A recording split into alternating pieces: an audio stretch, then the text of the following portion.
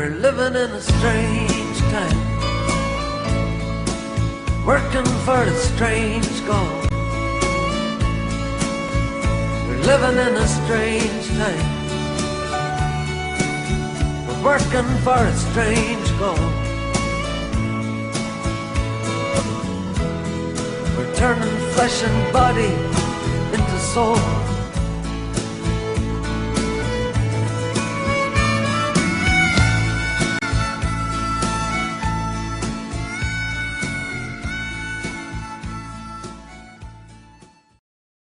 Hi there, this is Bill Ryan from Project Avalon, and the video you're about to see is an interview with a most remarkable woman who I've come to know recently and has become a close friend.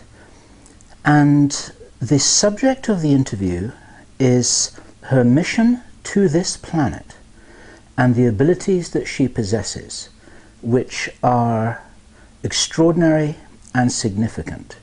And in the 2 hours which follows, she details what she can do, what she has done, the fun and the problems that she experienced when she was a little girl, and what she is doing responsibly with her considerable powers right now. And it's a most extraordinary story that I recommend you listen to right to the end. The reason why I'm giving this little introduction right now is because it's really important to emphasize that the most extraordinary psychic abilities which are recounted in this interview, they are not the gifts of an extraordinarily special person which we can't possibly aspire to. These gifts are innate in all human beings. This is Inelia's message to us. She claims that although she comes from an unusual place, let us say, and this is an unusual mission, it's an unusual lifetime, the gifts that she possesses are human ones. And a message that she wants us all to understand is that these gifts are our birthright, that the controllers of the planet do not want us to know that we have, and they use them, of course, themselves. The other important note to the interview is that magic, for lack of a better word, is interesting and spectacular and has fascinated human beings for generations, for thousands of years, for understandable reasons. It's not an end in itself. It's important to understand that, as Inelia says in her interview, these abilities will be gained as byproducts by anyone who is on a genuine spiritual path. And of course, many of the great masters in many traditions will attest to that. They're interesting, but they're not an end in itself, and they're not to be attained as a goal in themselves. That would be a trap. That's a dead end. That actually goes nowhere, apart from probably to fulfill the needs of the ego. And as you listen to Inelia telling her story, you will see that there is very, very little ego there. She tells her story in a very matter-of-fact way, that you too can do exactly as she does. You too have these capacities for changing the universe around you. And you too have the capacity, as she says, to create your own timeline. You can create your own future. And between us, taking full responsibility and standing in our own power, we can create the world that we want. Thank you. So this is Bill Ryan from Project Avalon, and it is the 10th of March 2011, and I'm here with Inelia. And Inelia, could you possibly say your most wonderful melodic family name that I'm incapable of pronouncing? Okay, my full name is Inelia del Pilar Ahumada Aguilar, and I'm also known as Inelia Benz. All right, and you were born in Chile, is that right? Yes. Okay, and then to cut a very long story short, which is a different story, you left Chile as a refugee, right? Yes. And ended up in England, is that correct? We moved to Nottingham in England, and I kind of grew up there. I was there for quite a few years, And then I moved to Ireland for 9 years, and I went to college in Ireland.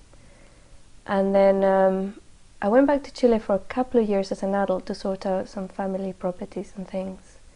Then I went to live in Spain for a few years, and then back to England. And I've been in the United States now for 6 years. And how is all this possible, given that you look as if you're 22 years old? Oh, okay. Well, you don't ask a lady her age, so I'm not going to tell you. But I'm not young. You're not but thank young. you very much. Okay. So, the reason why I'm talking to you here and would love to see whether we can describe some of the things that you have been doing and being in language so that people can understand it. You, may I say it, are one of the more extraordinary people I've ever met, and I've met quite a few extraordinary people. And from what I can gather, you wouldn't even really describe yourself as a person in a funny kind of way. Now that's going to sound weird to the people watching this. Right, yes.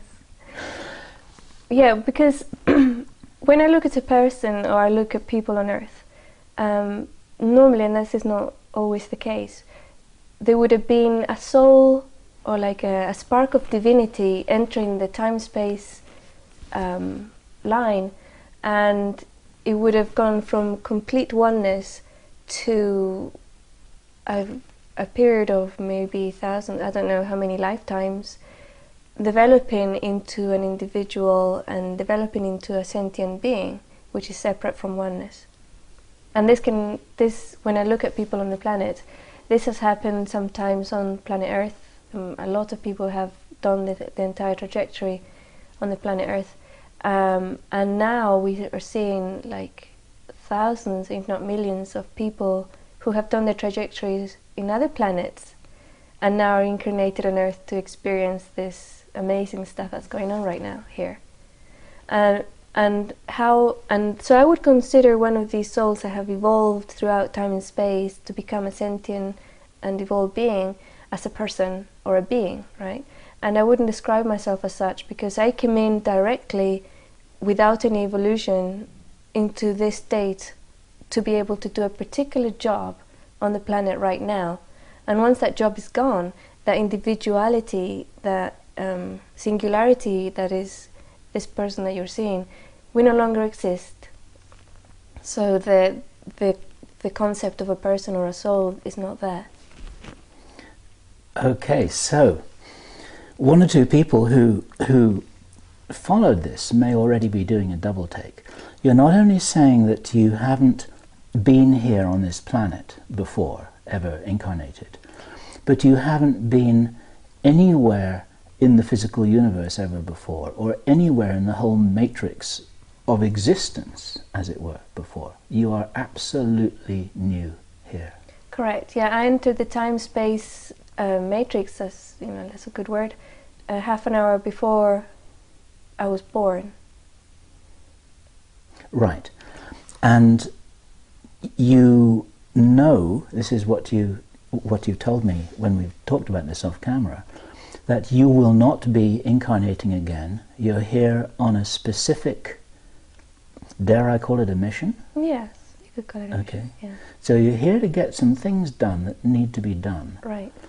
And you have come directly from, here we're struggling with words, you come directly from source, directly from unity, directly here into a human body, and are therefore operating in a very different way than human beings do who've been here for millions of lifetimes. Yes, yeah.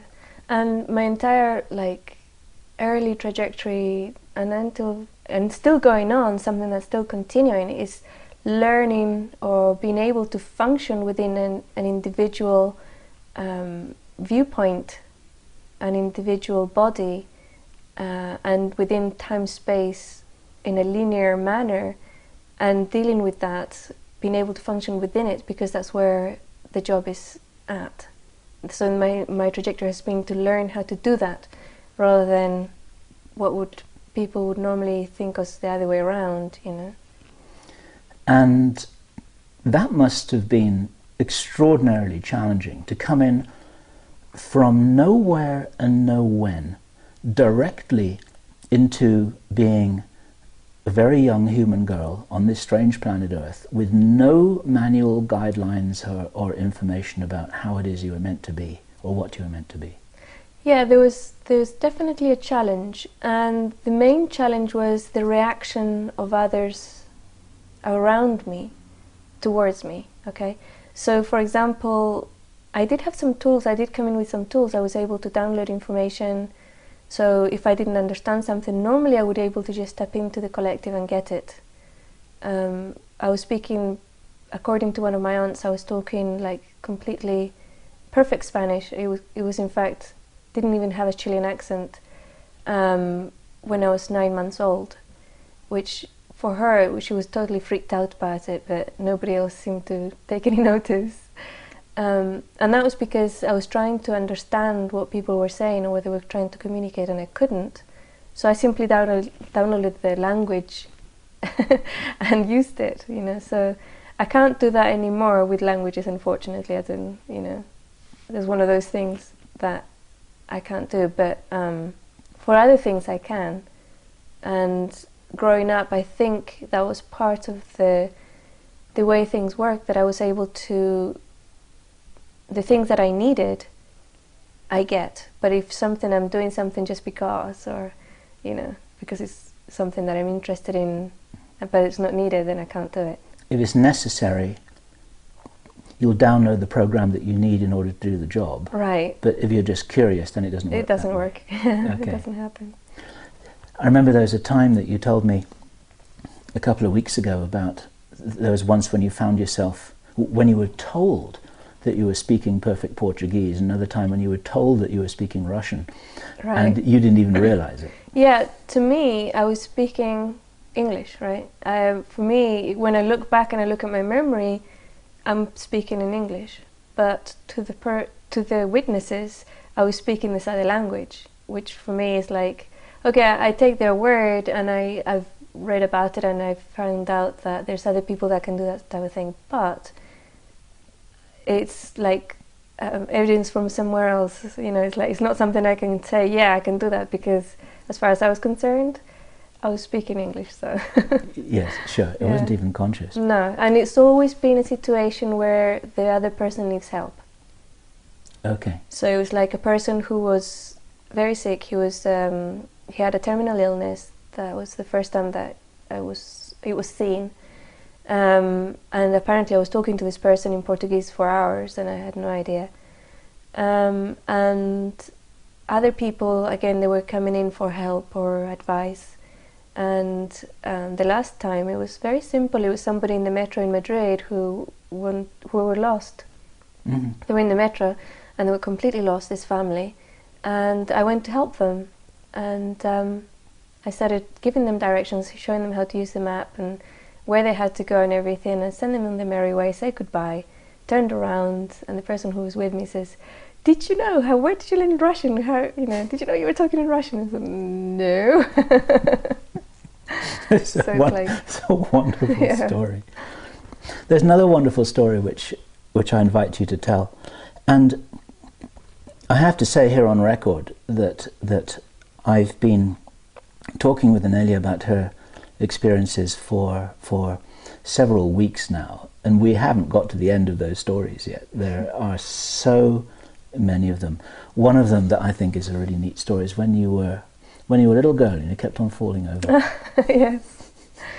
One of the things that I tried to do, because you have to understand, I came in like half an hour before the body was born. And then there had to be a body agreement for me to come in, because it wasn't your regular incarnation where the soul would be there waiting for the body, or, you know, like there's a link between the two and everything. And there was this moment of asking for agreement from the body to take this on, to, you know, it's like, shall we do this? And there was a definite yes, but it was completely different to how I see humans functioning, because I came in and I had no idea how to drive the body, right? So the body kind of intelligence went into the physical body to animate it, to make it alive and to make it function and breathe and everything else. And I was kind of outside and I wanted to do stuff with this body, but I didn't know how. I didn't have the manual. And when I looked into it, it was like a computer that needed to be programmed, right? It needed to learn how to move its arms, grab things, you know, be able to speak and communicate, move the head sideways when I was interested in something that was going on there. And I didn't know how to move this little body's head that way so I could see it, right? And stuff like that. But I was, from that moment, I was not inside the vision, the visuals were outside the body on the back of the head from that moment. And the only thing that changed was that I was trying to move the arms like a puppet, and it just wasn't working, and the body was complaining. So it kind of told me, no, you have to go in and move the arms from within, kind of thing, you know, like getting into a suit. So I did that, but I didn't do it from a viewpoint. I didn't do my viewpoint. I just did like an energy entering, so I was able to move the arms and legs, and it was like programming the body how to function and stuff like that. Very mechanical. It was literally like writing a program on a computer. For me, that's how it was. And the years went by, and I used to see everything. I had a like 360 degree and up and down visual of everything that was going on around me. And I kept falling over time and again because my viewpoint was around here, so I couldn't see what was in front of me as I was walking in the street, for example, and because the head was on the way, right? So I kept falling over, and I had continuously, my knees were always bleeding, and my face was always smashed, my lips were always fat because I kept falling on my head. And then one day my mom says, why can't you use your eyes? You know, just use your eyes, look at what's in front of you. So I said to her, well, I can't, because when I looked through my eyes, it was like two tiny little pinpricks that you can only see a tiny little bit of what's going on. And then she says, well, what are you doing now? So I said, well, I can see everything. And she, you know, and then again, you know, it's like it was like, I can't remember the exact conversation, but it went something like, well, get into your body right now and use your eyes, you know, just start using your eyes. And being like, I think it was just before I started school, so I was about 4 years old. Being a child, 4 years old, you do what your mommy tells you. So I did that, and for me it was horrible. I could hardly see anything, and I had to point my head everywhere so I could see what was going on, you know. And I couldn't turn my head all the way around, so I never knew what was going on behind me. It was very disconcerting for quite a long time. But I stopped falling over because I could see what was in front of me. And even now, you can leave your body anytime you want to, go wandering around and travel around the universe and see everything you want to see, right? Yes, yes. And I kind of have to do that because otherwise it's a little bit claustrophobic to be here all the time. It's claustrophobic in this human body. It's like you're kind of trapped in this limited jail cell, this machine. It's like being in a car with very small windows. Yeah, very small windows, and like something's put over your ears so you can't hear everything, and you know, or feel anything. It's like sensory deprivation. Right. So you have these extraordinary gifts that, of course, I understand that these are natural abilities that all spiritual beings have. But most people who've been in bodies for millions of lifetimes have completely lost these abilities. They can't even, it's not even real for them that they're there. Right. And you're coming in fresh with this huge toolkit of things that every spiritual being can do. Yes. What else can you do? You have to be more specific. Okay. There's a wonderful story that you told when you were watching a television program. It's such a great story. Well, I'm a bit of a TV addict, unfortunately, like in the purest sense of the word, that if somebody switches a TV in front of me, it's like I get hooked on it and I can't detach from, especially if it's a program that I want to see.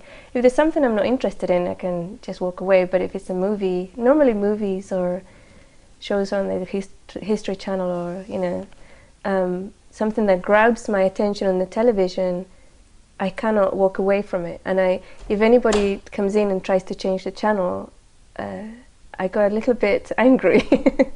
Or not angry, but I stopped them.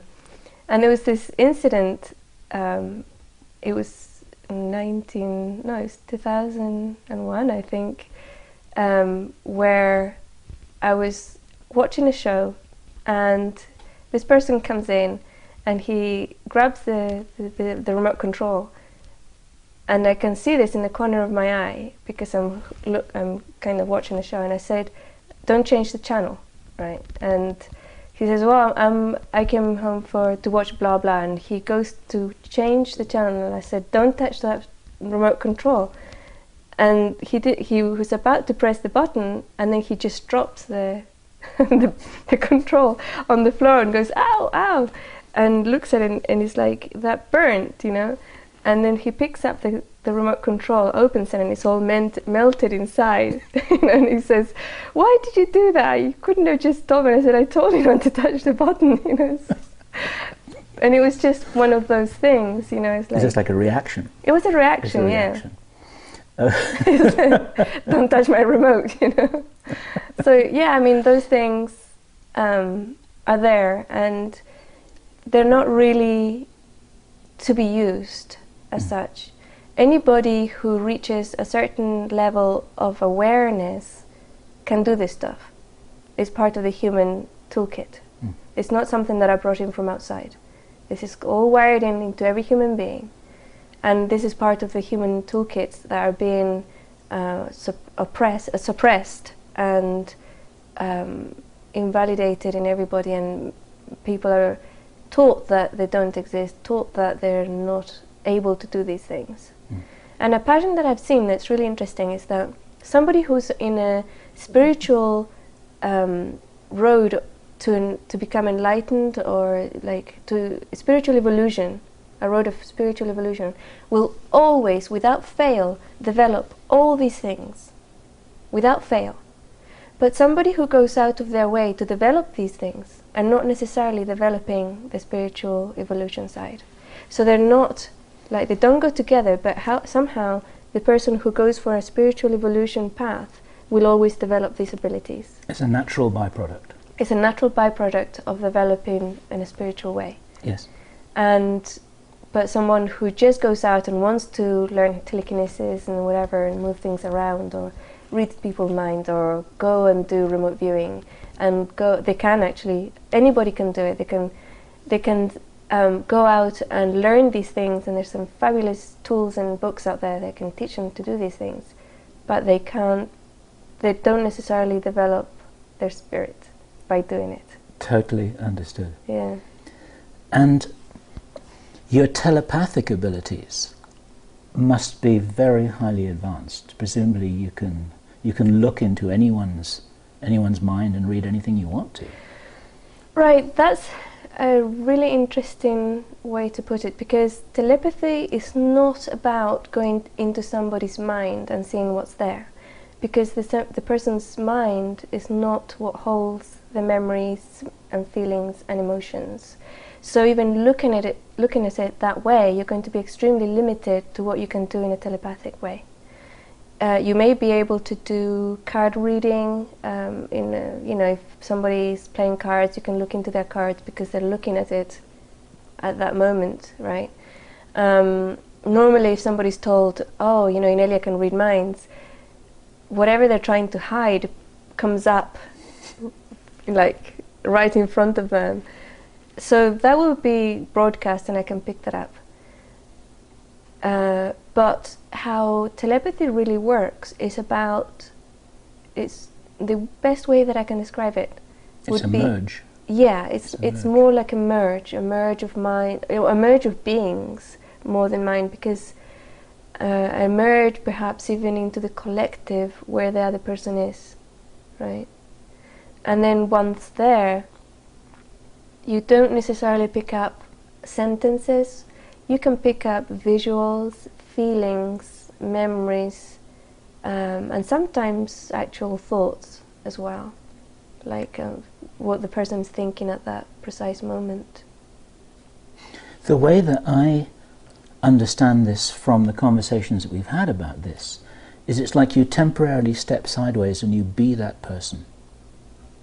You sort of become that person, and then you can access what they access. Yes. Is that anywhere close?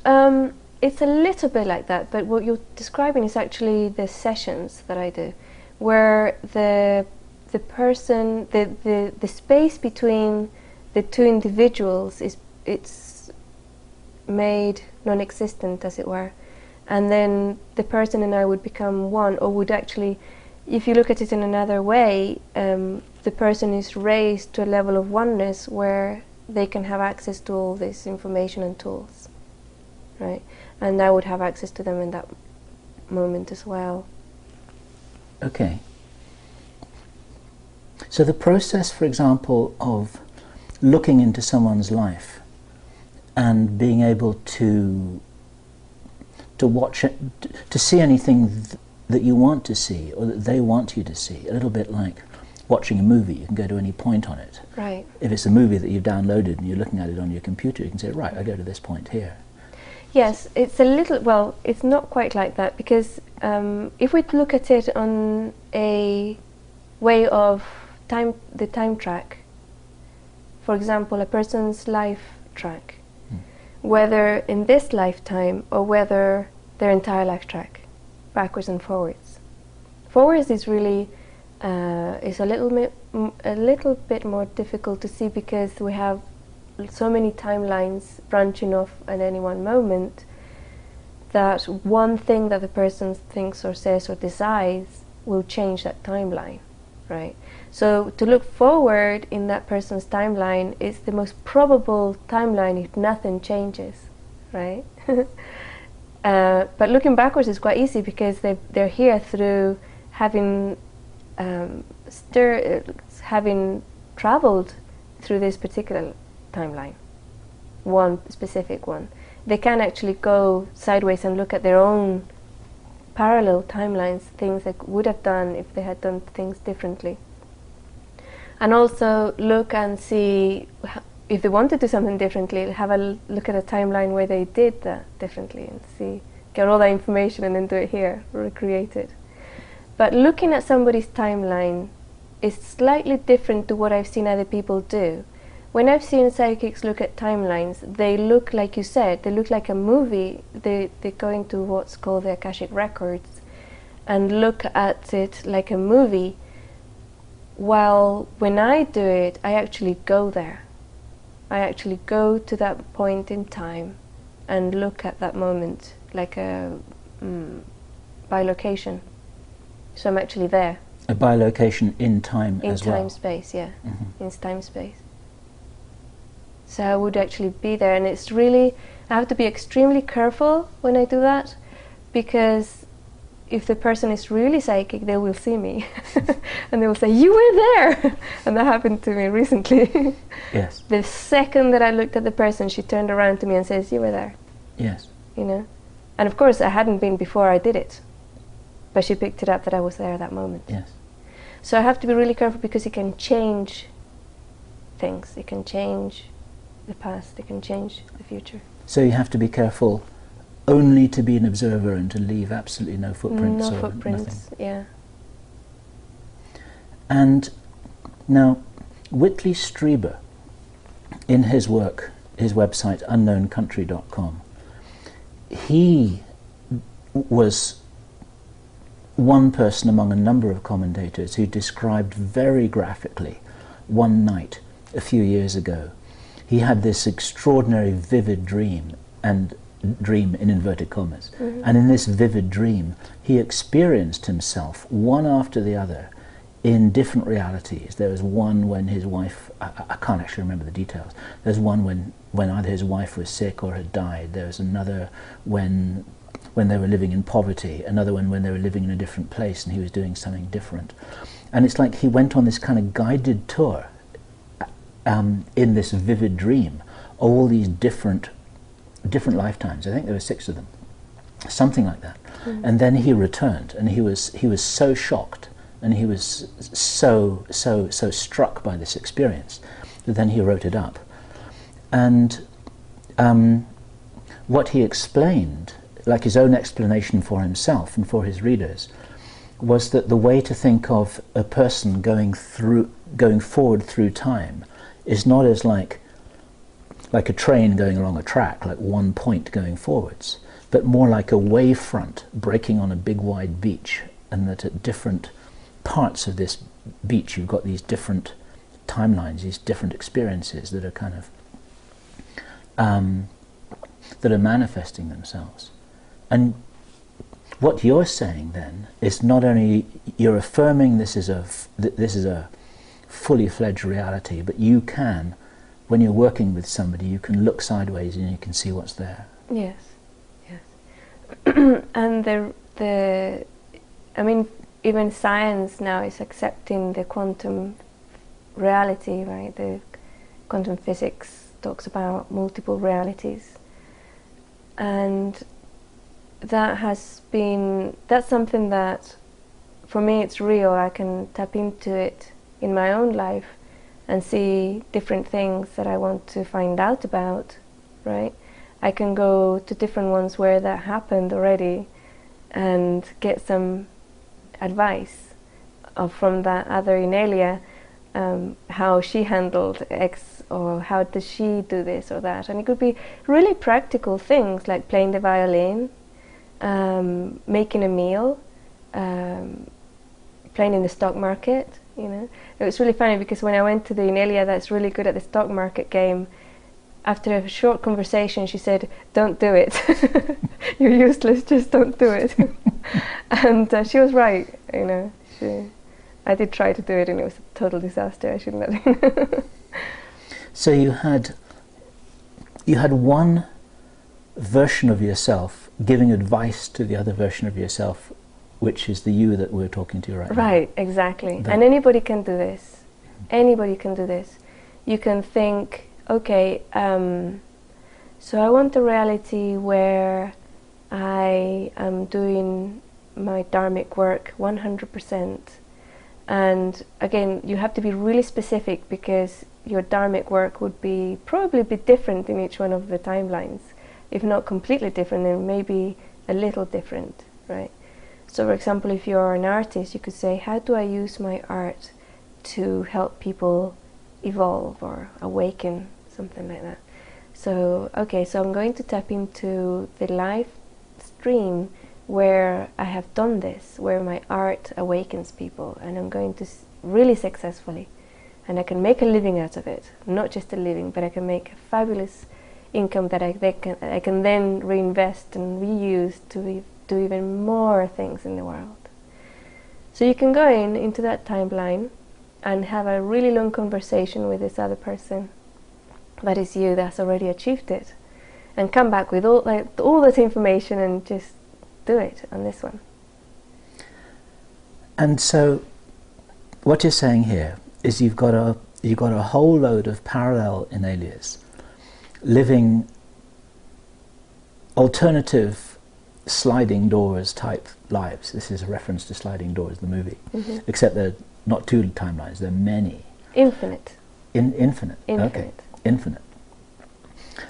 But the one thing that is in common with the Inelia in all of those different parallel lives is that you are here to do a job, and it doesn't really matter whether you're playing the violin, cooking a meal, or doing art. Those are the bells and whistles and the wrapping on that life, right? Right.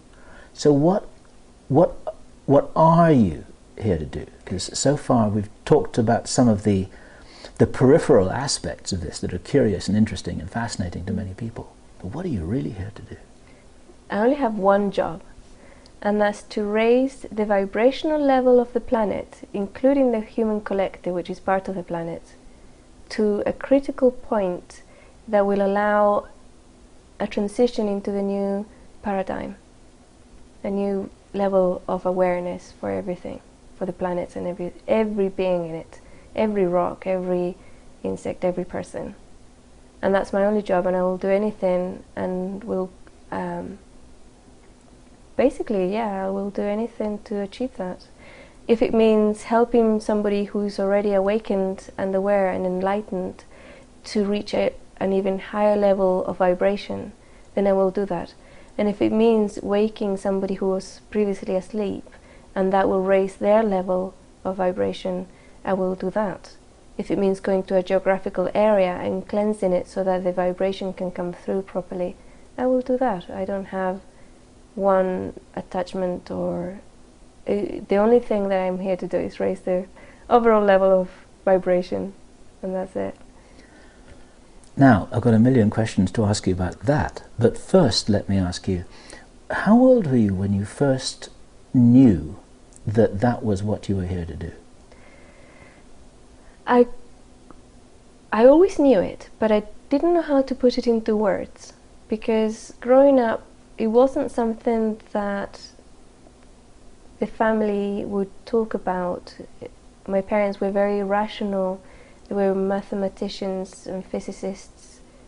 They were professors. They weren't into spirituality. They weren't into the vibration of the planet or anything like that. So as a child, I didn't have a concept of how to translate what I was here to do.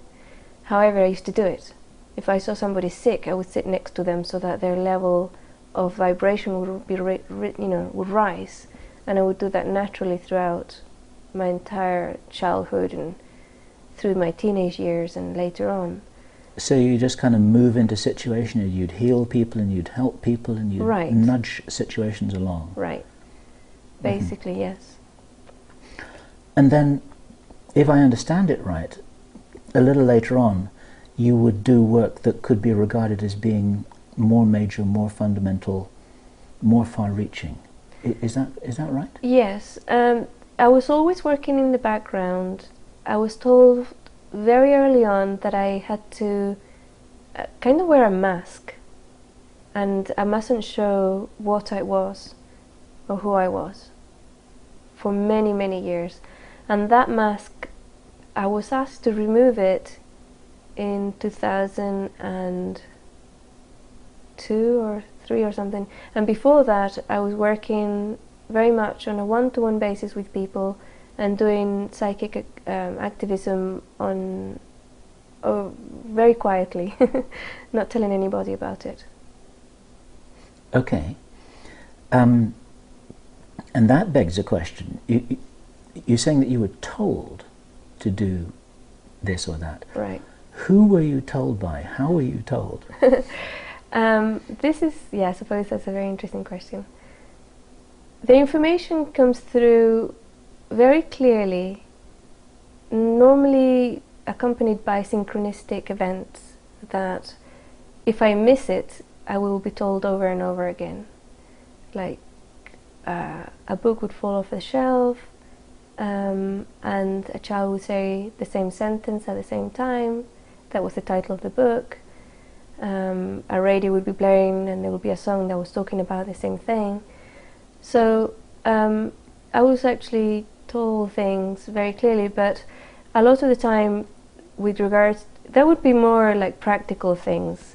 Say, go to the park and sit on the bench. There'll be a girl sitting down next to you having her lunch and she needs you to sit next to her, I would get that information and I would do it, and sure enough the girl would turn up, like she would be in the visual that I had received, and just sit there eating her lunch and then go away, and that's all that was needed. And you would, and maybe, just using that example of the girl on the bench as an example, you wouldn't know why, and you might not ever know why. Right. And I never needed to know why. It was just an assignment. Yeah. Okay. Yeah. And you were always totally certain at a level of knowing that when you are given one of these assignments, the right thing to do is just not question it, right, not attach anything to it, and just do it. Is that right? Yes. There was a time when I was a teenager. Every teenager rebels, right? And parts of my life had to be about learning to be a human. So I had to go through that rebellious time, and I rebelled against all this too. It's like I would be told, you have to walk very quietly and very gently and not make any waves in the astral. So I would go in blaring, singing and dancing and jumping and everything. It's like, and making a lot of noise in the astral. In the astral? Yes. Stuff like that, you know, like a teenager, right? Okay. And there were a few points where I was asked to do certain things, and I said, no, I don't want to, I don't feel like it, I'm watching TV or whatever, you know. I'm listening to music, or the typical, you know, when your mum clean the room, you know, yeah, whatever. And I went through that at this level, which is kind of a little bit comical if you think about it, because, you know, here's this being who's supposed to do this big job and is going through the teenage rebellious stage, you know. And but I learned very quickly that I shouldn't do that because things went terribly wrong when I did, you know, say no. And it was really it's a little bit comical, I suppose, once I said something wicked to my mother, you know, and I knew I mustn't say it, you know, and I can't remember what it was, and my hand just came up and slapped me across the face. And I went, oh, you know, that hurt. And it wasn't really nasty, it was just a little something that you feel inside, I shouldn't have done that, you know. It was just a little something. I can't remember what it was. It was probably something like, oh, you have a grey hair, and, you know, whatever, you know, something to do with her appearance probably. Just to be wicked, you know, just to be... And then you immediately slapped yourself in the face. That's all. That's a really funny one. It really hurt. But the other times, when it was something more serious and I wasn't listening, there was a sense of urgency. Like, do it now, do it. And it was like a growing urgency that if you don't do it, something terrible is going to happen, right? And I wasn't able to switch that off. So it would just get worse and worse and worse, and I had to then like run to the place or whatever and be there, you know. And then of course I'd be out of breath, and you know. So I learned very quickly that it wasn't really my choice. It wasn't something that I had a saying in. And then we come into the other side of that, where's the free will and that, right? And we talked about that a little bit before, but with regards to, you know, doing the things that I was told to do, there's a very, very good way to tell what is ego telling you something to do, you know, telling you to do something. If it's ego, if it's some other negative entity trying to take you over to do bad things, or maybe things that you think are good but really are not. Or if it's really from source, which is how I would describe it, you know. We can give it lots of names. I find that people understand it better if I say, my guides or my higher self is saying this right now. And they will understand that, and it is true. It is true. That's what happens. And I didn't need to translate it or give it a personality, so it wouldn't, even though I would say my guide is telling me to do this now, I can describe it, and it describes it perfectly. For me, it wasn't an entity guide. It was just the same thing, but if you take the identity away, then it would just be the thing. That's how it would come through. And the really good way to distinguish between that pure energy from source that is your guide or your higher self, and ego or another negative entity that's trying to influence you, is to listen to your bodies. And the best way to learn how to do that is to go into a very, very open space within yourself and then tell yourself a lie. You know, instead of saying, you know, your name's Bill, you say my name is George. And that will resonate wrong somehow, somewhere. Will feel odd, it will feel wrong. And then you know when it's true and when it's not, when it's source and when it isn't, when it's you, the genuine higher self you, and when it isn't. It's actually like what they do to calibrate a lie detector. Ah, there you go. They Yes. do the same thing. Right. They ask somebody to deliberately tell a lie so that they see the reaction on the machine. And in Right. fact, you do this with pendulums as well. Sometimes Yes, you can do the same, right. yeah. That's a very good way to put it, yeah. Yeah. I understand. Now, okay, so if we take the girl on the park bench as an example, when you get a knowing, a direct knowing that that is what you must do, and you go there, and sure enough, there she is, and something happens, presumably, and you may not know what that is, and then the girl goes away, and then that's the end of your job. Yes. You may have cured her, or healed her, or stopped her from killing herself, or resolved a problem, or something. But what is that process? How does it work? How can you explain this? How can you explain what's happening?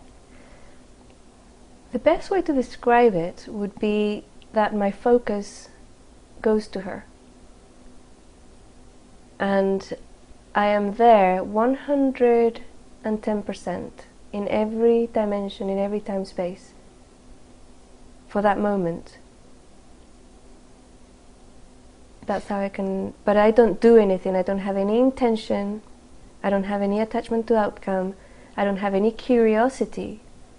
Nothing. It's just complete focus.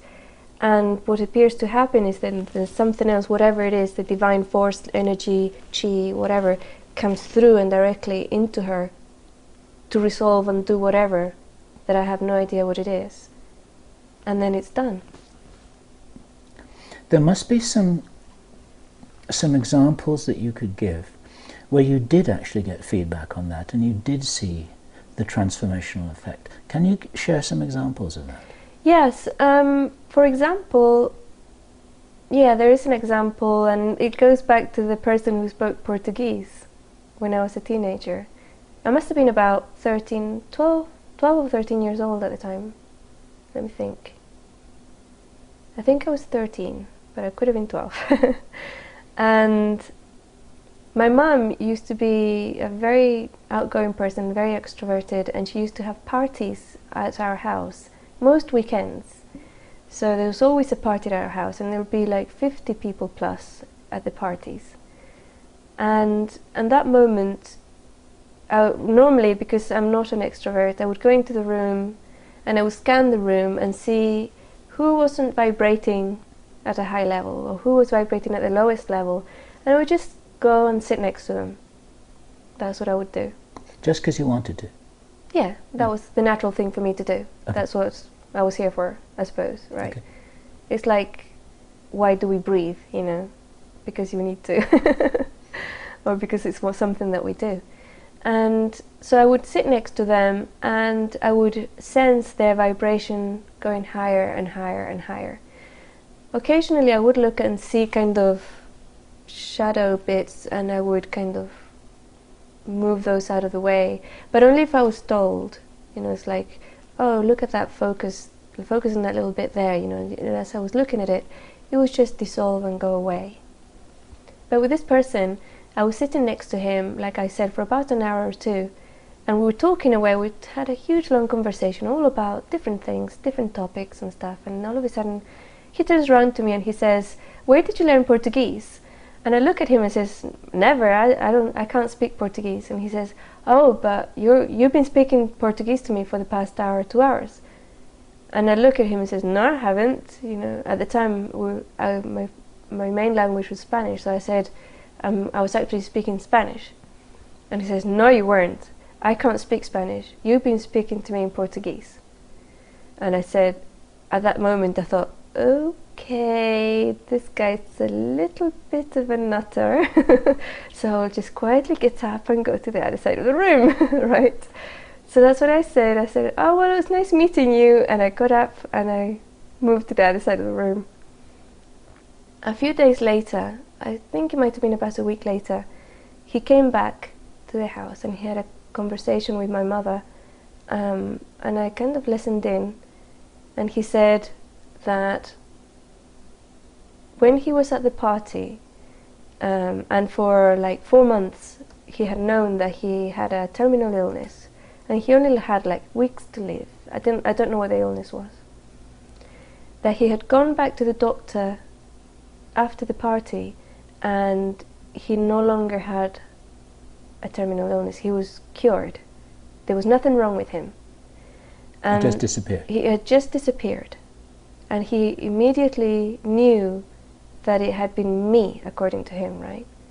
Because he was from Brazil, and in Brazil they have a lot of knowledge about healers and what healers can do. And according to him, one of the things that these people can do is speak in different languages. That there's special kids and adults that can talk to the patient in their own language, naturally. So he knew, he had put two and two together, and he came back and he wanted to thank me and, you know, for healing him and stuff like that.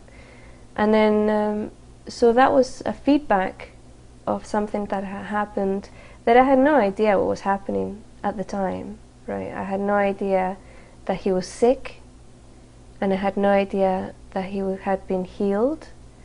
And even up to today, my memory is that I was speaking in Spanish. So I had no idea that I was speaking in Portuguese. So, and really, it was irrelevant. I didn't need to know any of that stuff. I really didn't. But I found out, and then other things have happened.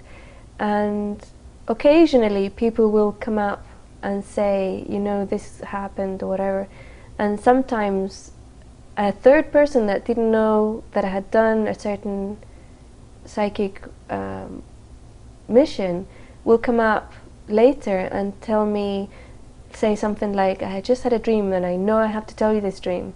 I've been told that I have to tell you this dream. And it's normally the conclusion to the work that I've done. So they tell me what happened, you know.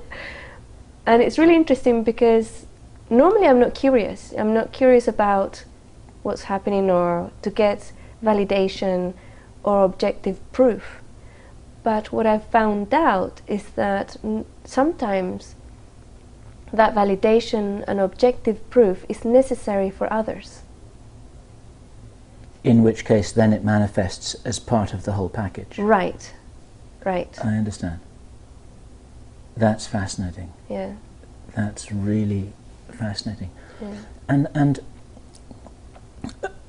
okay, so just then you gave the example of somebody who was physically relieved of an illness, was cured of an illness, just because you sat with him and talked with him for a couple of hours. Yes.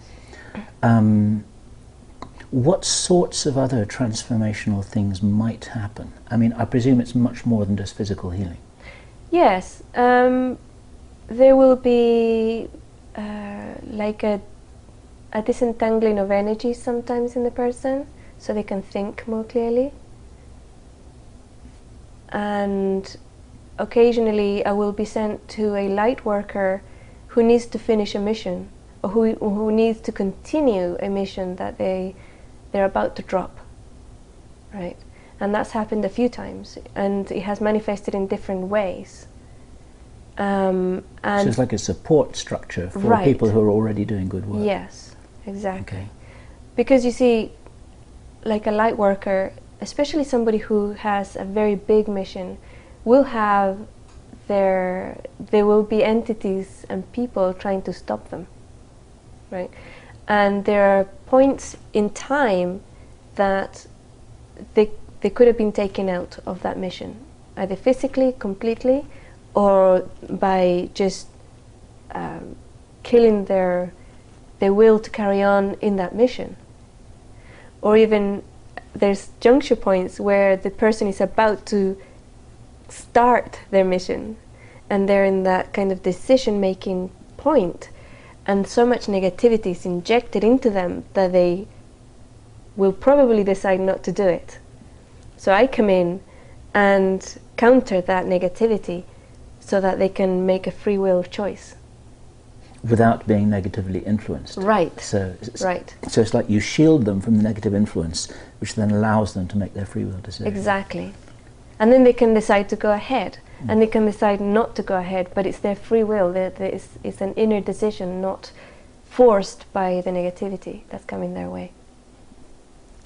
Do you have any idea or suspicions or knowledge that there are some fairly large things that you have done, some fairly major things that, I mean, not just related, for instance, to one person's personal life, but to something that's much more far-reaching than that?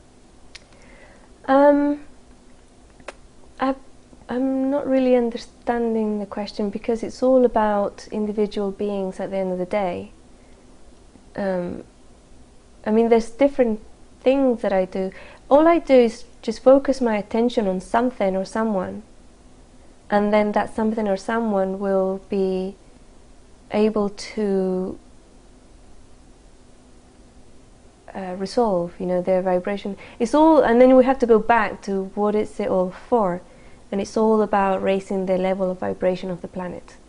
So, for example, if I focus my attention on an extremely negative being, right, which did happen recently, well, actually I've done that quite a bit, but there was one that was really big, a really big negative being, and when my attention focuses on it, it's like the entire universe looks at it, this being, and then that being can do various things. They can dissolve into oneness. They can drop the body and leave, and go and reincarnate in a planet where it's okay to be negative, but it's not okay to do it now on the planet Earth at that level, right? And or they can ask for clemency, and they can be transformed into a light being. And so recently I had an experience where I was asked to hang out with this extremely negative being, like really, really negative person on the planet. At a psychic level, it wasn't you know, an everyday level. I mean, this person was extremely powerful in every level. On a social level, psychic level, mystical level, very, very powerful, very, very dark. And without going into all the details, unless you want to, what was the outcome of that assignment, of that mission with that person? That was a very interesting outcome, because one of the things that I was asked to do was to hang out with this person on his space. And I didn't want to do that because it was like an icky yucky person, you know, very negative. He was showing me stuff that was horrible about the things that I used to do, or he did in life, to others, on a mass scale. And so I was kind of not wanting to hang out with him. And then it came through, I talked to a friend of mine who's a very, very in-tuned psychic, and also very highly aware.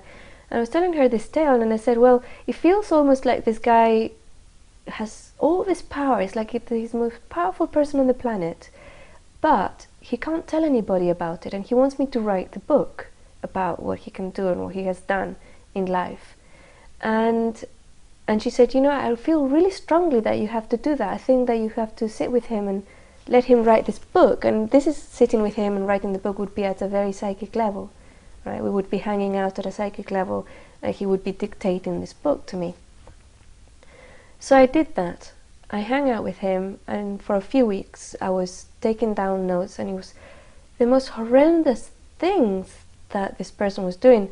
And then I went on to Google and I did a little bit of research, and this stuff is documented, you know. It's like there's people out there who are writing about this is what's going on and this is what these people are doing, you know. We're talking about human sacrifice and like children being sacrificed, and you know, their blood drunk and stuff like that, you know. It's just like totally out of this world things that I would never have imagined were happening on the planet.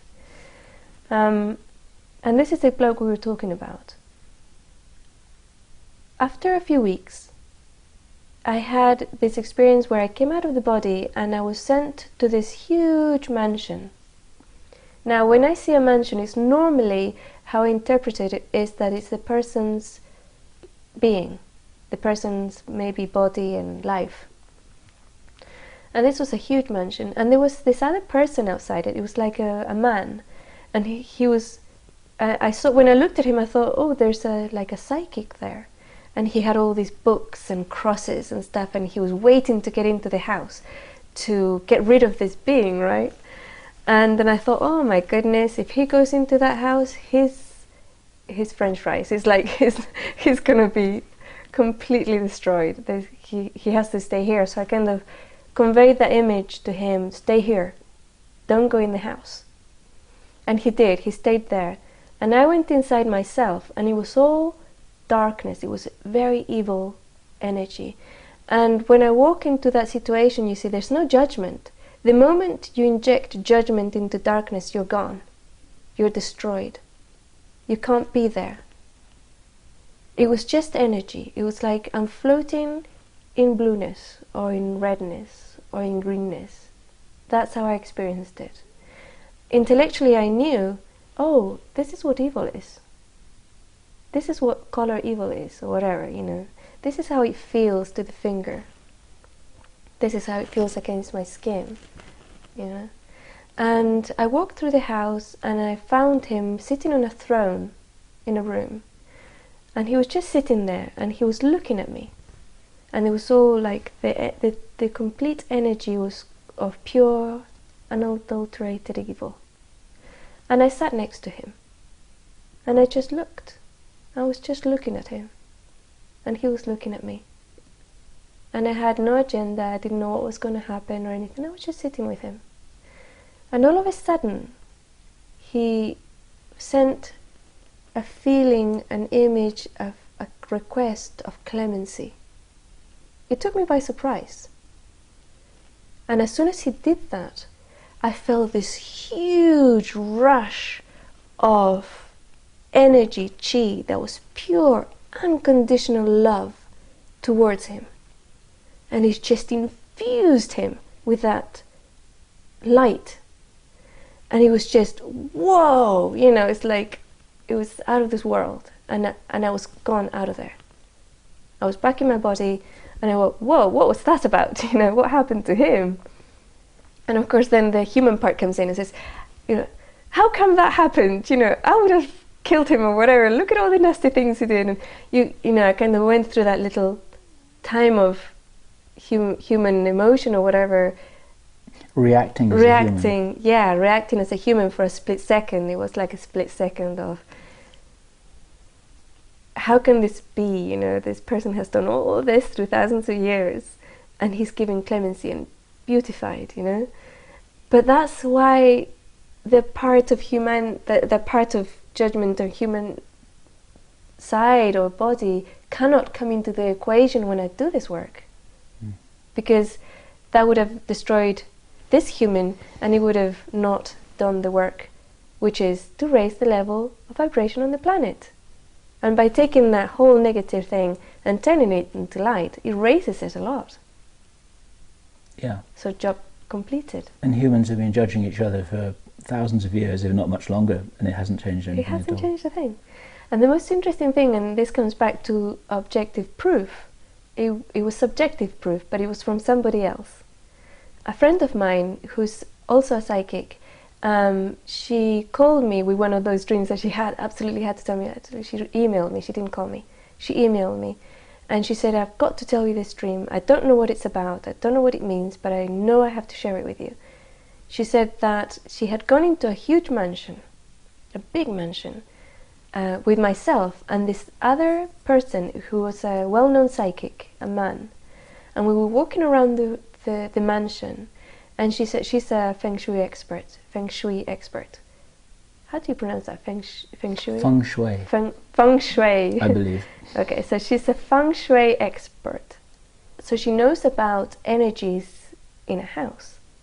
When she goes into a house, she will read the energies with her psychic awareness and then make the changes to change that. She was walking around this house, and she said it was squeaky clean. It was completely empty and clean, like there was no energies in it. And she could see where the paintings had been taken down from the walls, and everything had been taken away. And when one of the things that had happened was that when this thing had completed with this mansion and the person had been infused with light, it felt as though he had been given clemency and he had taken all his assets with him. And now she was relaying this dream about what was, the conclusion of the other thing. So I kind of got my answer, Yes. What happened. Yeah, there he was. And so, just to summarize on that, this mansion that you visited, this was a real place. This wasn't a kind of symbolic astral situation. Right. This was a real mansion in the physical universe, and he was really there in a body, sitting on his throne. And then astrally, or in some non-physical form, you then sat next to him, but he knew that you were there. Yes. As a human being in real time, he knew that you were there. Oh, yes. Okay. He was extremely aware. He knew, yes. Mm-hmm. So that's an example, if I understand what you're saying, that just by being physically alongside that person and focusing all of your attention, earlier on you said 110% of your attention on this person, then that has some sort of a transformational effect through something that then operates through you. Precisely, yes. And there's nothing that you're adding, you're not thinking, you're not judging, you're not figuring it out. No. You're just acting as a lens. Right. And the reason why it's necessary to do it that way is because to influence things on the planet, and especially with regards to human affairs, you need to be human, otherwise you're interfering. But as a human being, you can actually do things to influence and to interfere within humanity and within the collective. So it's like a little loop in the interference law, it's like a clause that one can use to make things happen. Yes. So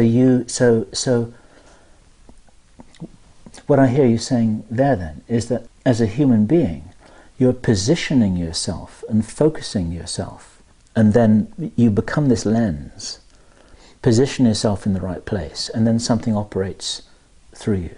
Yes. And your function is basically to be that lens, and to move that lens, and to time that lens according to your instructions. Yes. And that there's no personality or ego attached to this at all. It's just a function. Right, it's just a function. And on the other side of that lens is the other being. And that being has to have a free will connection with me. I cannot force myself on somebody. Negative, positive, whatever you want to call it, the color of their work here. I can't force that connection with somebody. There has to be a willingness on the other party to engage with me in some level. When you would sit next to the girl on the park bench, would there be some kind of engagement there? Like hello or something, so that she acknowledges that you're there and it's okay to be there? Right. You see, normally the agreement is at a higher level. So she would have agreed to have some sort of help at that moment. And she may have even have asked for help, prayed for help. And that help arrived. Right. Yes. Yes, but on a physical level, especially if I'm dealing with a light worker who's fully aware, I can only kind of make them know that I'm there, and then they have to invite. And then they have to ask, or agree with the interaction. Yes.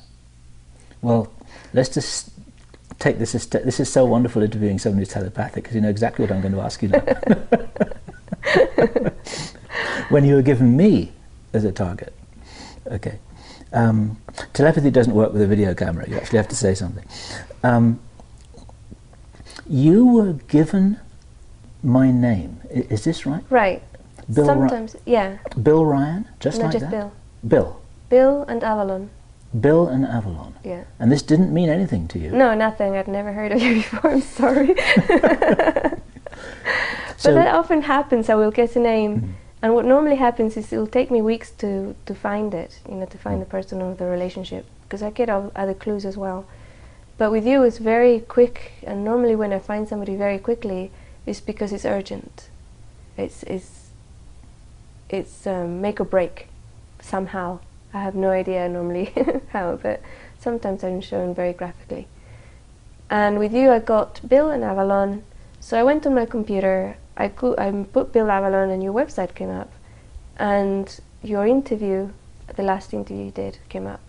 So I joined your forum, and I put in a post that was meant to be a flag for you to see. That it was a post that had energy behind it, so that it wouldn't be missed. But then you had to actually contact me, because I couldn't, you know, go out of my way and like say I have to work with you, right? Yes.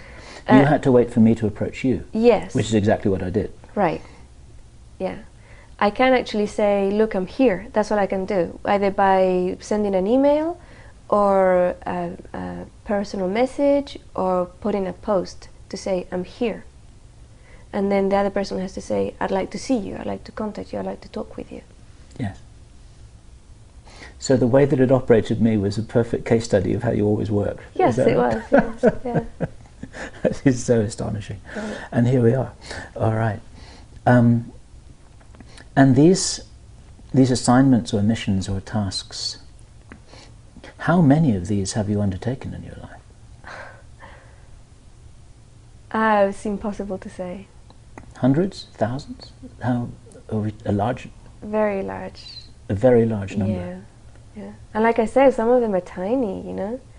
Some of them is just going somewhere and being somewhere, or saying something to somebody. Just a little tiny thing that might Right. take a tiny part of one day. Yeah.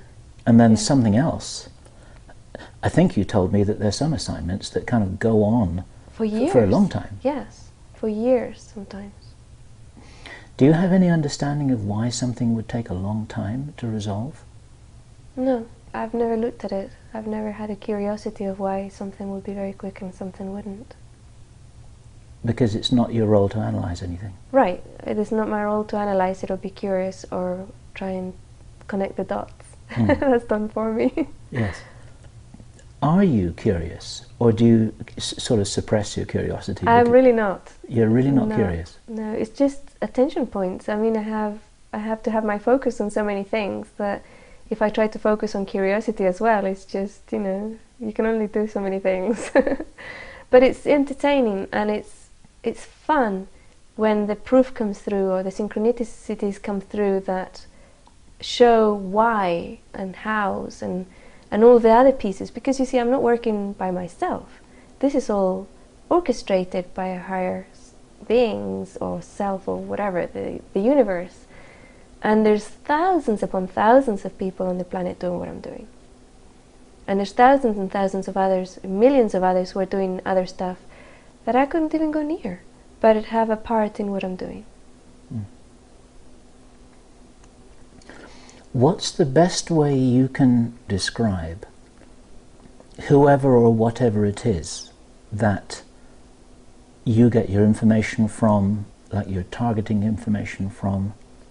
What is all that about? What is this source of information, direction, whatever?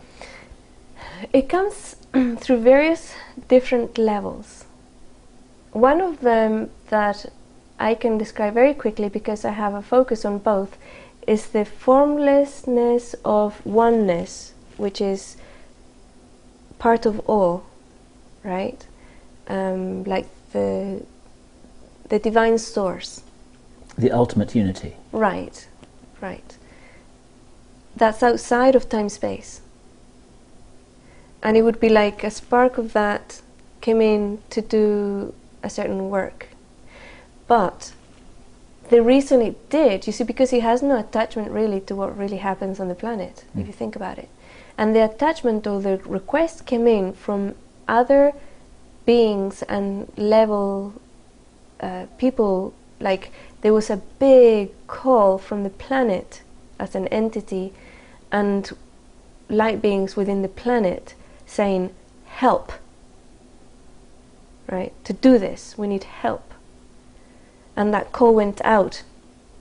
And it wasn't just a planetary call, it was also from other beings around in the galaxy, which will be affected by what happens on the planet. Maybe not today, but maybe in 1,000,000 years. And that call was like huge, a huge call from sentient consciousness to have some sort of intervention on the planet, to allow it in this timeline, to allow it to make the shift that it's supposed to make, and it's trying to be stopped by the negativity. So it was a huge call, and that's why beings like myself can come into time-space and do this, because it's a response to that call. The planet has a trajectory that it's following naturally. It's an evolutionary trajectory. You mean of like the culture, the civilization, the people who live there? Everything. Okay. The plants, the rocks, the water, the people, the whole thing is one entity. Even though people think, oh, we are on the planet and we were put here, so we're not really off the planet. That's an illusion, because they're made of what the planet's made out of, physically speaking. Like the flesh is made out of the same material. It came from the planet, is being fed by the planet, is part of the planet. It's all an integrated one being with different levels of consciousness inside it, including the human collective and other collectives from other sentient beings that are on the planet and have been here for millions of years. And this planet as a unit has a trajectory of evolution. And what's been happening is that this particular juncture and in this particular timeline, there's forces who are trying to stop that evolution because it's not profitable for it to evolve in their view, right? Okay. And then we come into like laws of existence. For this to exist, you have laws. You have the law of free will, for example, that's being violated all over the place in this planet. You have the law of time-space, the trajectory that most people would experience of linear time is a law. And laws are kind of agreed rules that the being comes in to play a game. They're the rules of the game. Right. So if all of a sudden the rules are being violated, the majority of players can turn around and say, bring in a referee because this is an unfair game. Mm-hmm. Right? Yes. This is fascinating because many years ago I knew somebody who was doing something very similar to what you were doing, and he called himself an arbiter. Oh, yes. And he referred to a number of other arbiters that he was aware of. Yeah. And this is a whole conversation we haven't had yet. Mm. He was the most wonderful man, and he said he'd get quite a kick out of the situation where he'd just roll up in a particular situation psychically, and then these nasty evil beings would just take one look at him and run. And of course, you'd always go and get them. Right. You know, there's a whole story that we can tell. But that was my first. See, this is quite interesting. This is my first experience with somebody like that, and I was instrumental in supporting him in attaining the abilities which he was then able to use. I mean, he ended a war, for example, single-handedly. It's a whole story about how he did all that. Back to where we were talking about you were coming in to handle a situation where rules had been violated, right, or where agreements had been violated. Mm-hmm. Right. Yeah, basically what's happening on the planet right now is extremely negative, and well, on a physical level there's a violation of free will, because if you keep a collective asleep, what decisions they make is being influenced by those who are awake, and it's not really free will. It's a bit like stopping people from voting. Right. Yes, sure. Or, yeah, just taking their bodies over like they're sleeping and doing it for them, you know? So that's not really free will. So that's one of the things that's being violated.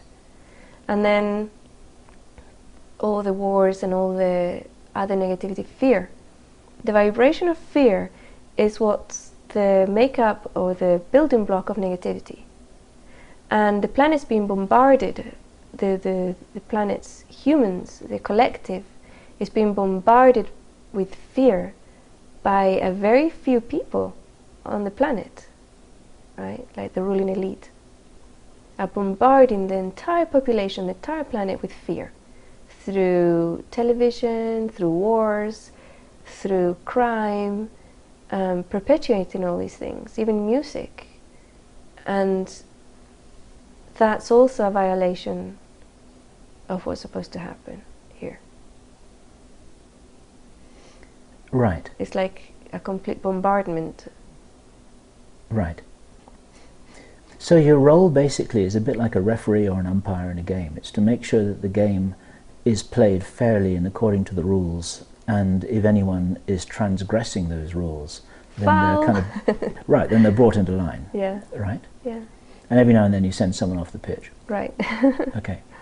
So you're talking about within the context of a setup of a particular game that's got some kind of boundaries Right. or delineation to it, that whatever the game is, then your role is to ensure that that game is played as it was originally conceived and agreed to be played by the players. Right. Unless the players all agreed that they want to change the game. I understand. Okay. And there wasn't an agreement on the planet. And this planet does not want to be in the negativity anymore. I got that.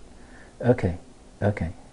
Now, is this, do you think, a one-off intervention? Is this about changing timelines, and that once those points are switched on the railroad track, then beings like you with a functionality like you will no longer have to be here? Yes. That's a good answer. And it is about timelines, because there's other timelines in this planet that this is not happening. And there's timelines where everything is resolved already.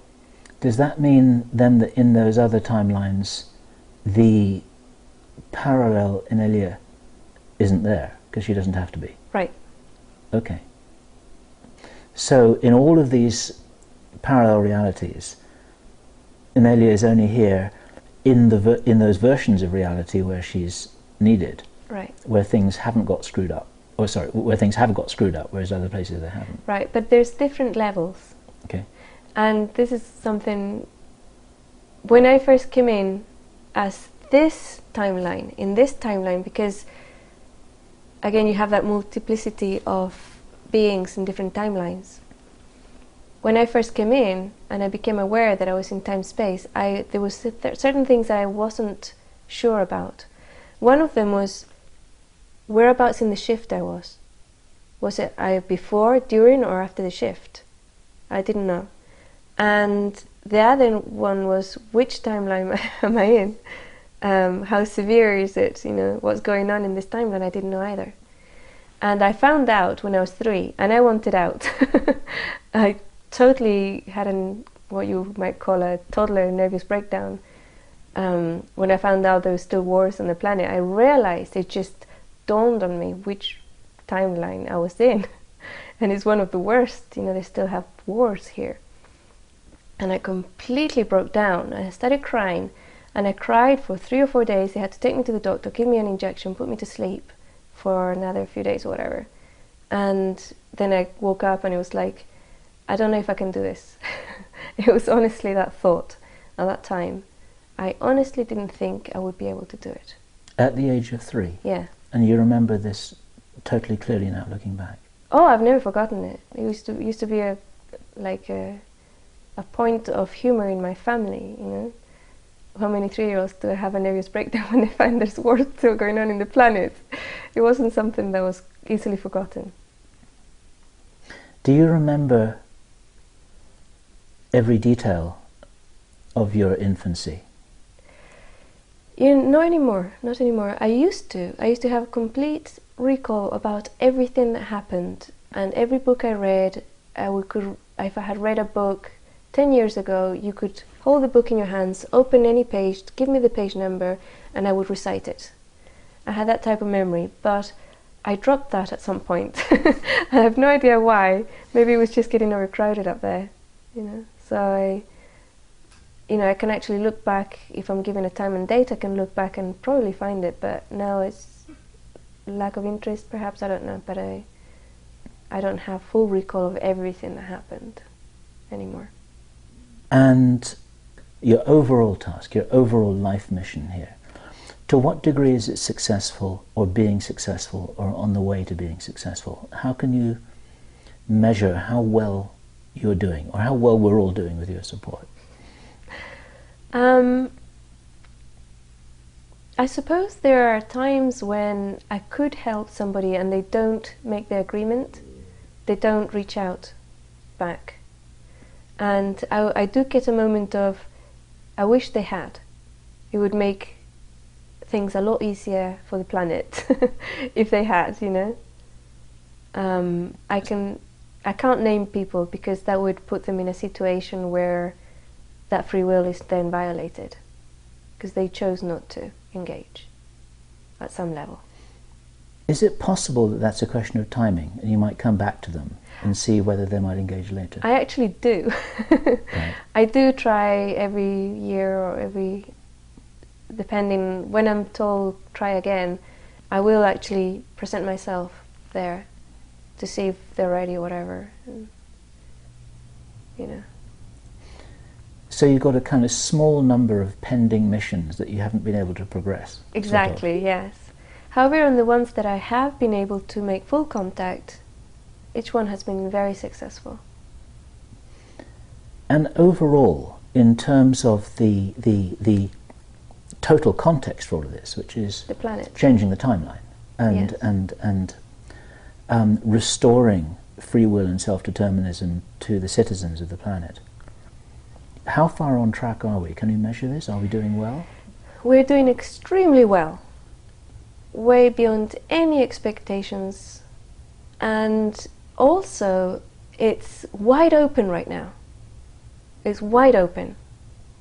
There are no limits of how much it can be accomplished. So it's wide open in terms of the degree of positive potential. Right. There is, that's what yes. you mean. Not in terms of whether we're going to make it or whether we're not. Oh no, we are going to make it. Okay. Right. And how rough that's going to be and how hard it's going to be for the majority of people on the planet is still open. It's not going to be as bad as it could have been, right? Mm-hmm. But how bad it gets, it really depends on the collective.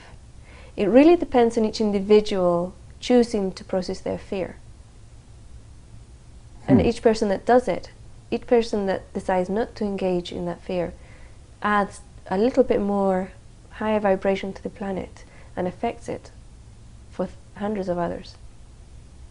Right.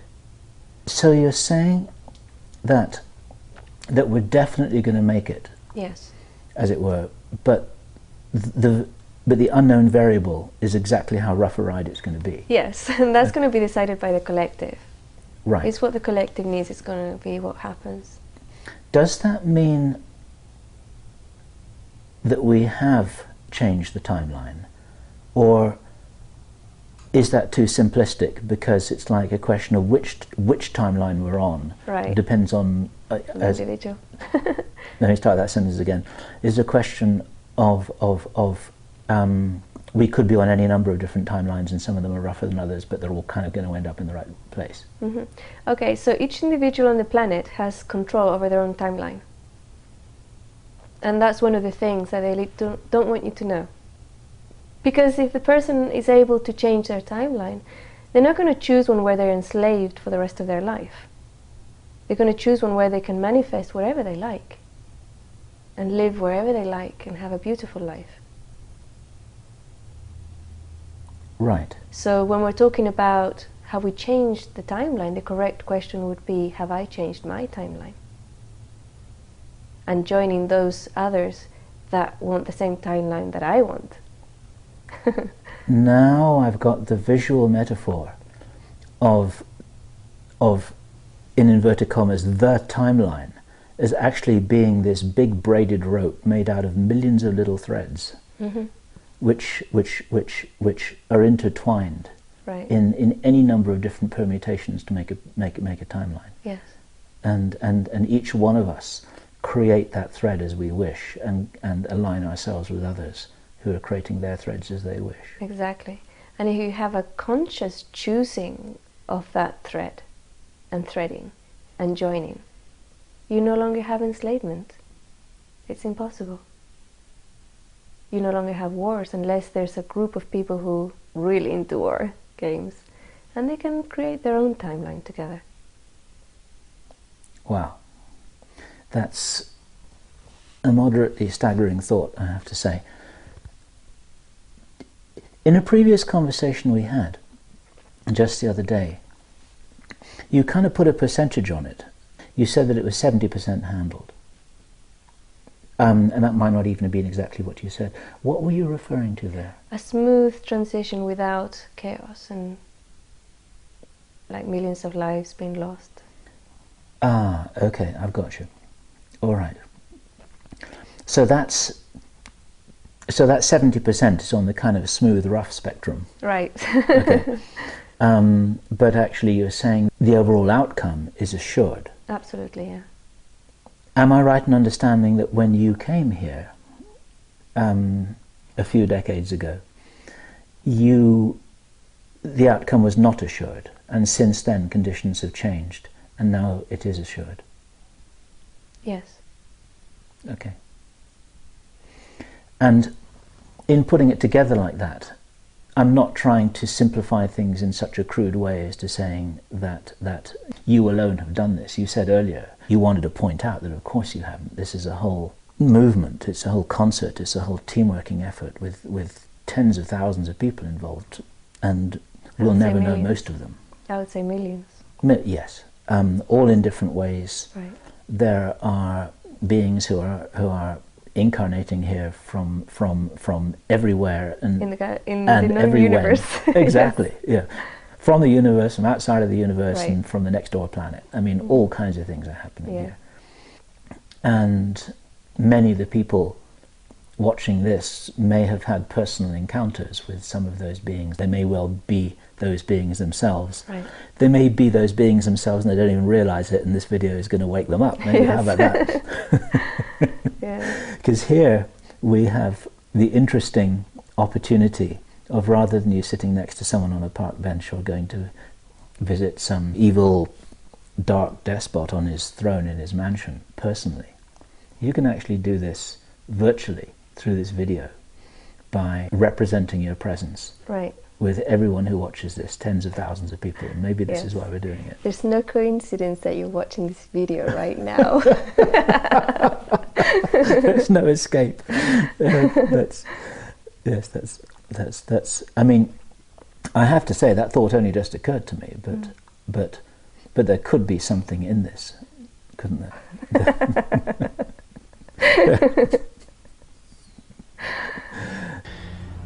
So, Inelia, now it's a couple of weeks later. There's something else as well which might be useful to address, because in the interview you talked about parallel timelines, about different alternative realities, that to some degree we have a choice about what to experience. And right now things are very confusing because there's a lot of information. You get prophecies and predictions and visions and dreams, and people thinking, oh my God, this is going to happen and that's going to happen, and people who've been told things by astral beings and e.t.s, and then these things don't happen. And what does this mean? What advice can you give to anyone who's worried about what it is that they have been told will happen or might happen? There's an aspect of that that's really interesting, because when the information is given out, collectively we choose to agree on it or not agree on it. So the first thing I would say would be not to agree on it. What would you say to people who've watched everything so far and they just cannot believe what you're saying? They can't believe that you're real because there's so much stuff out there that isn't real or that is delusional. And they're thinking, you know what, I'm just going to move on to something else because this is crazy stuff. I would like to acknowledge that reality, and I think you've taken the perfect path, which is to go and look somewhere else, because I am not real to you, and I will never be real to you. And I agree, you're absolutely right. Or you may become real when they watch it a second time. Perhaps. And then the reality will be shifted. Okay. And I know that there's something else that you wanted to mention too. This is the possibility that there's a misunderstanding, that people are kind of thinking that you're some kind of a miracle worker who waves your magic wand and fixes things, and you can take orders and fix things for people, and that you make decisions about what to do and what not to do, and so on and so forth. And there's a whole clarification about that it might be useful for you to underline. Yes, I never choose who I work with. That comes through my higher self or divine intervention, or whatever you want to call it, right? But basically, what I'm concentrating on is the collective. So if you do feel that I have something that I can offer you, you can go into my website and there's stuff there, there's a ton of information, exercises and things you can do. But I'm not working with people individually anymore, because this is a different time. It's not about what Inelia can do for you. It's about you stepping up to the call. You know, this is a call of action, and that's why I agreed to do this interview, and saying, how can I, as a viewer, how can I step up and help on this work, right? Where's your joy? Where's your passion? Follow it.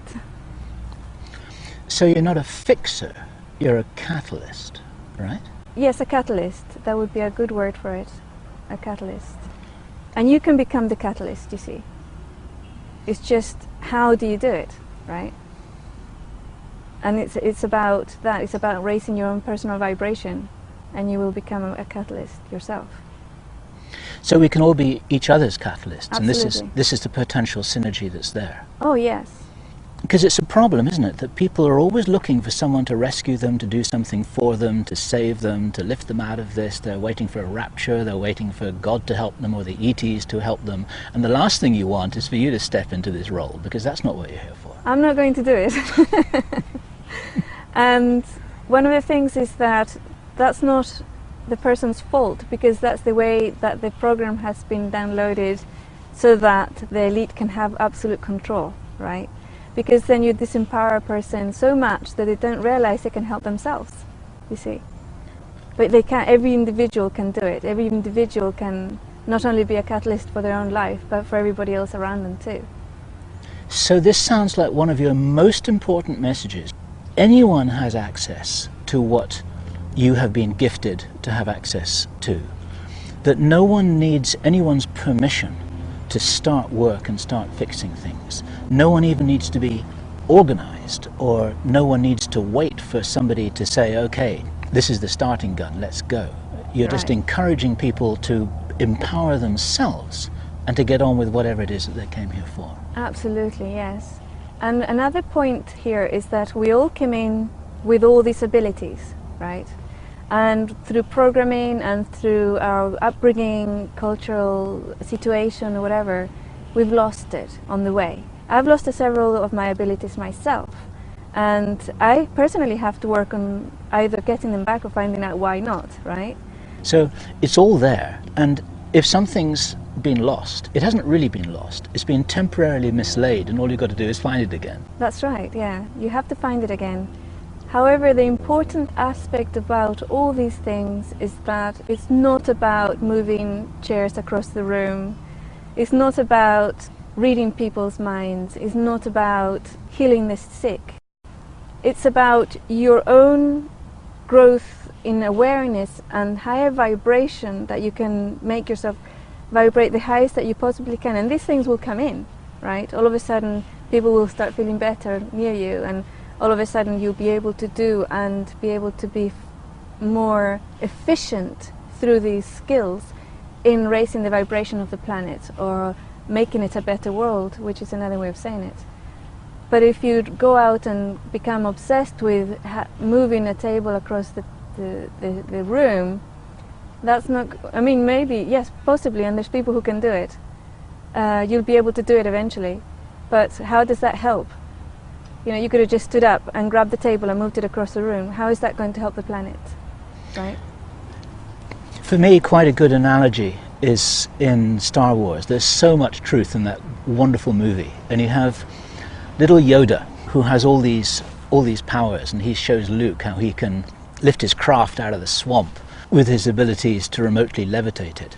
But that's not what the movie's about. The movie is about the power of the Force, and the movie is about how to defeat the dark side and how to recover one's own abilities to harness them with others in order to defeat the Empire. Absolutely, so to yes. And it's not about the magic tricks. No, it's not about the magic tricks. The magic tricks are fun, and they're a side effect, and they're absolutely not important. Not important, no. And for anyone who's remotely interested, behind the camera here, I, as Bill Ryan, I can't do any magic tricks whatsoever, but that doesn't matter. I can still be a fully fledged participant in this transformational process, and all I need to do is operate a camera, and that's... That's exactly. You don't need special powers to click, you know, record. I can do it with my own hands. I don't need to do it with my thought. Exactly. Exactly.